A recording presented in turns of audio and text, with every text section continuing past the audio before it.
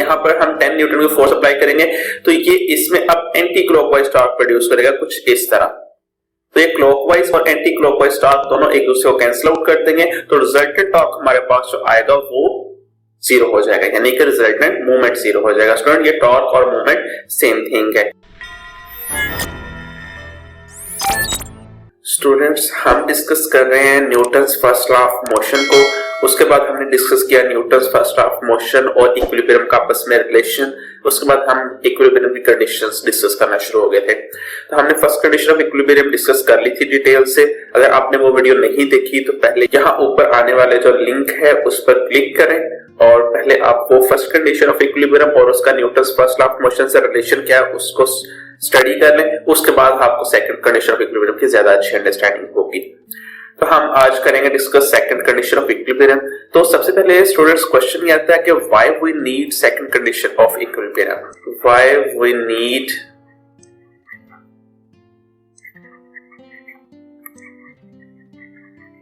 Second condition, हमें equilibrium की second condition चाहिए ही क्यों, रीजन क्या है। तो सबसे पहले हमने रीजन को स्टडी करना है।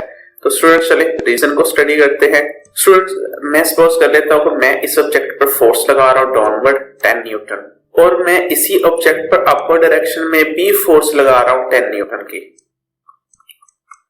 तो स्टूडेंट्स इस ऑब्जेक्ट पर जो नेट फोर्स है, रिजल्टेंट फोर्स है, जिसे हम कहेंगे जो रिजल्टेंट है वो कितना आ जाएगा, वो आ जाएगा 0 न्यूटन, यानी कि ये ऑब्जेक्ट बैलेंस हो जाएगा, यानी कि फर्स्ट कंडीशन को सेटिस्फाई कर रहा है। लेकिन स्टूडेंट यहाँ एक प्रॉब्लम है, अगर यही फोर्सेस मैं इस सीसा पर अप्लाई करता हूं, यानी कि ये जो ऊपर वाली फोर्स है 10 न्यूटन की मैं यहां अप्लाई कर देता हूं 10 न्यूटन फोर्स, और जो डाउनवर्ड फोर्स है वो मैं इस साइड पर अप्लाई कर देता हूं, यानी कि अब सेम पॉइंट पर फोर्सेस अप्लाई नहीं हो रही, अब इनके दरमियान डिस्टेंस है, तो यहां पर फोर्स अप्लाई करता हूं 10 न्यूटन। तो क्या ये सीसा रेस्ट में होगा?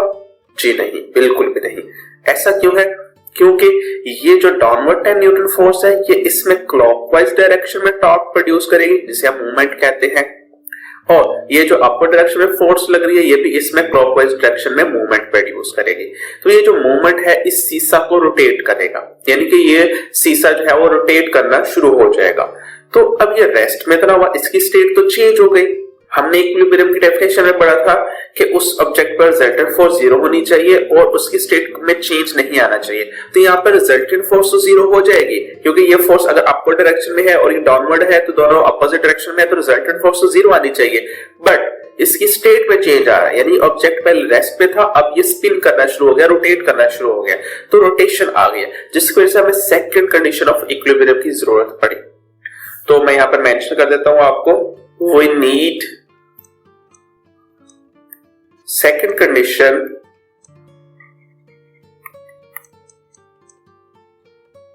of equilibrium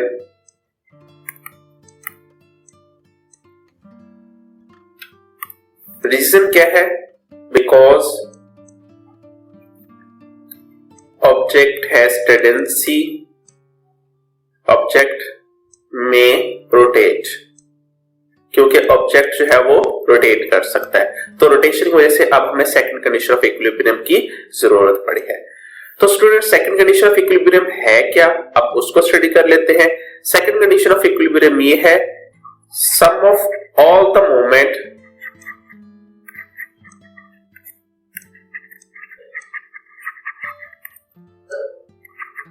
on an object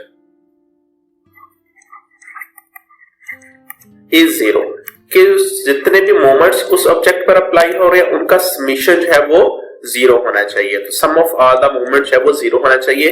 तो ये सेकंड कंडीशन ऑफ इक्विलिब्रियम भी सेटिस्फाई हो रही होगी तो ऑब्जेक्ट इक्विलिब्रियम में होगा। तो students first condition of equilibrium में हमने पढ़ा था कि रिजल्टेंट फोर्स है वो 0 होनी चाहिए, और सेकंड कंडीशन अभी हम रीड कर रहे हैं कि रिजल्टेंट मोमेंट भी 0 होना चाहिए, तब कोई ऑब्जेक्ट जो है वो इक्विलिब्रियम की स्टेट में होगा। तो स्टूडेंट यहाँ पर एग्जांपल में आपको एक्सप्लेन कर देता हूँ कि रिजल्टेंट मूवमेंट किस तरह 0 होता है। फॉर एग्जांपल अगर यही फोर्सेस जो ऊपर अप्लाई की थी यहाँ पर डाउनवर्ड में मैं वही बनाता हूँ कि यहाँ पर 10 न्यूटन की फोर्स अप्लाई हो रही है डाउनवर्ड डायरेक्शन में, जो इसमें टॉर्क प्रोड्यूस करेगी, किस डायरेक्शन में टॉर्क प्रोड्यूस करेगी?